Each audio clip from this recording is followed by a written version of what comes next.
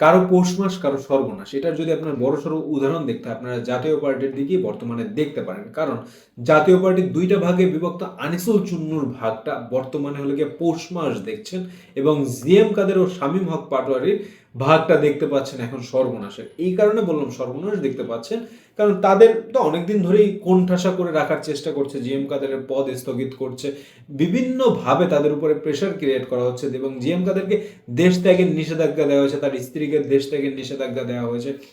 আজকের নতুন করে আপনারা তো সবাই জানেন যে জিএম কাদের এবং শামীম পাটোয়ারি সহ 150 জনের বিরুদ্ধে আজকের মামলা করা হয়েছে। এখানে উদ্দেশ্যটা কি, আপনার উদ্দেশ্যটা বুঝতে হবে। জাতীয় পার্টির নিষেধাজ্ঞা চাচ্ছে অনেকেই, সেই পালে হাওয়া দিয়েছে জাতীয় পার্টির একজন নেতা, তিনি বড় মাপের নেতা, তার নাম বলতে চাই না, আপনারা অনেকে হয়তো বা জানেন। তিনি বলেছেন আওয়ামী লীগের লোকজন চাইলে, যাদের ক্লিন ইমেজ, তারা জাতীয় পার্টি থেকে নির্বাচন করতে পারবে এবং জাতীয় পার্টির নমিনেশন দিবে।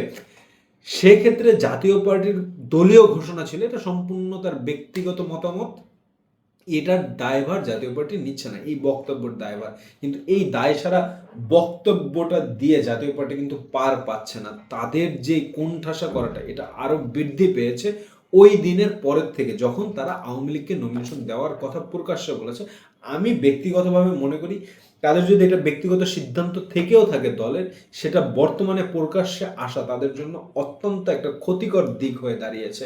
আর তারই প্রেক্ষিতে আজকের যে তাকে এই যে মামলা করা হয়েছে, হয়তোবা দেশে যদি একটা আপনার আন্দোলন শুরু হয়, সহিংসতা শুরু হয়, এই যে জামাত যুগপৎ আন্দোলনের দিকে যাচ্ছে, গণ অধিকার পরিষদ যদি তাদের ব্যক্তিগত কোনো কর্মসূচি থাকে, বা আপনার মুমিনুল হক সাহেব তিনি 5 দফার আন্দোলন ঘোষণা করেছেন খেলাফতে মজলিসের থেকে, এনসিপি যদি কোনো আন্দোলনে যেতে চায়, আবার পাল্টাপাল্টি আন্দোলনেও যদি বিএনপি আবার নামতে চায়, এই আন্দোলনগুলোর মধ্যে যদি দায় সারার ভাবে জাতীয় পার্টিকে বলির বকরা বানানো হয়, যে হ্যাঁ ঠিক আছে আমরা সব মাইনে নিব, নির্বাচনে যাব, ঠিক আছে, ধরেন জামাত যদি নামে আর বিএনপিও যদি তাদের এগেনস্ট নামে, দুই দল যদি মারামারি শুরু করে, সেক্ষেত্রে যদি জামাত বিএনপির মারামারিতে তারা নিজেরা আবার যদি বের হয়ে বিপদ দেখে উঠে আসতে চায়, সেক্ষেত্রে দায় সারার ভাগে জাতীয় পার্টি পড়বে। এই কারণে, কারণ তখন চাবে যে ঠিক আছে তোমরা কোনো কিছুই করলো না, তাহলে জাতীয় পার্টি নিষিদ্ধ করে দাও। কিন্তু বিএনপি কিন্তু সর্বোচ্চ সব দিক থেকেই বলছেন যে কোনো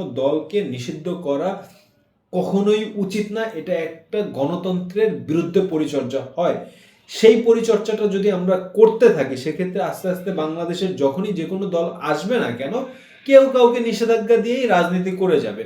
সো এটা আসলে আমাদের উচিত না। যদি মানুষ কাউকে গ্রহণ করে, মানুষ কাউকে যদি গ্রহণ না করে, সেটা সম্পূর্ণ সাধারণ জনগণের উপরে সিদ্ধান্ত থাকবে। সেটা একটা জুডিশিয়াল রায়ের থ্রুতে আপনার কখনোই একটা দল নিষেধাজ্ঞা পেতে পারে না, বা তাদের কার্যক্রম নিষিদ্ধ হতে পারে না, যদি সেটা বৈধ দল হয়ে থাকে। তাই কিনা? আমারও মতে এক্স্যাক্টলি কোনো দলকে এরকম নিষিদ্ধ করে তাদের আওয়াজ দাবিয়ে রাখা, বা তাদের মেইন নেতা বা কেন্দ্রীয় নেতাকে কোনো হামলার, মানে আপনার ভোগাস কথাবার্তার মাধ্যমে যদি আপনার গ্রেপ্তার করা হয়, এটা আসলে অবাঞ্ছনীয়, এবং বর্তমান রাজনীতি বা বর্তমান প্রেক্ষাপটে এটা খুবই গুরুত্বপূর্ণ ভূমিকা পালন করবে।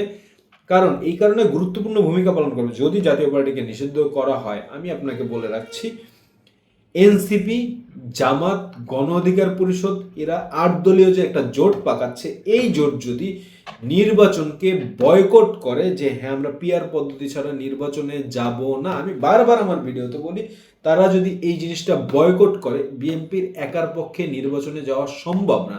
আর সেক্ষেত্রে জাতীয় পার্টিকে যদি জোরপূর্বক বলির বকরা বানিয়ে নিষিদ্ধ করা হয় আর জিএম কাদেরকে গ্রেপ্তার করা হয়, তাহলে এটা বাংলাদেশের ইতিহাসের দ্বিতীয় বৃহৎ ভুল সিদ্ধান্ত হবে। প্রথম ভুল সিদ্ধান্তটা কি ছিল জানেন?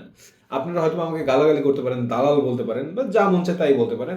আওয়ামী লীগকে নিষিদ্ধ করা, আমি মনে করি আমার ব্যক্তিগত পজিশন থেকে, বা বিএনপির সাথে আমি একমত পোষণ করি, বিএনপিও কিন্তু এটা মনে করে আওয়ামী লীগকে নিষিদ্ধ করা কখনোই উচিত হয়নি। কারণ তারা একটা দল, তাদের যদি একসেপ্টেন্স না থাকে মানুষের মধ্যে, মানুষ ভোট দিবে না।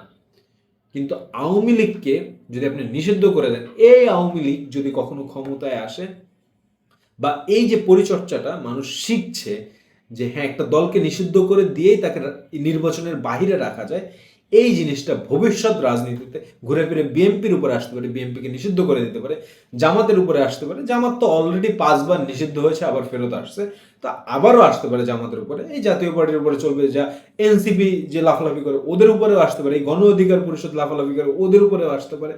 সো এইগুলো হলো গিয়ে বাচ্চামো রাজনীতি। এই রাজনীতি থেকে বেরিয়ে আসা অত্যন্ত জরুরি বাংলাদেশের ভবিষ্যৎ রাজনীতির জন্য। বর্তমান রাজনীতিতে সুখকর হলো, ভবিষ্যৎ রাজনীতিতে সুখকর হবে এর কোনো গ্যারান্টি নেই।